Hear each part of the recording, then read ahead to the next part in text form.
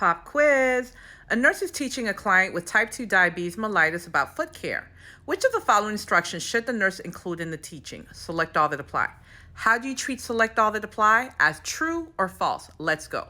1. Apply lotion between toes to keep the skin moisturized. False. You want to know what happens when you put that lotion between the toes? It stays wet and it creates a perfect environment medium for what? Fungal infections, athlete's foot. We don't want that. False. 2.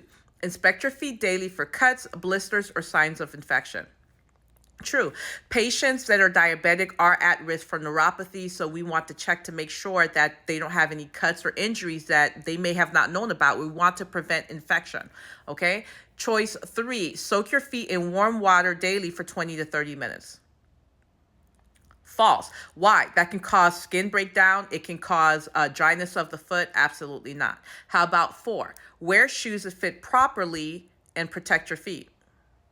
True. What happens is if they wear shoes that are too big, their foot isn't a shoe and it's going like this back and forth because the shoe's too big, right? And so it can cause damage, injury to the foot. And if it's too small, it can cause things like, what are those things called? Bunion sores. It can cause pressure sores on the foot. So you want to make sure that it fits properly. Choice 5, trim toenails straight across and file sharp edges. True, we don't want the patient to get an ingrown toenail. And then 6, walk barefoot.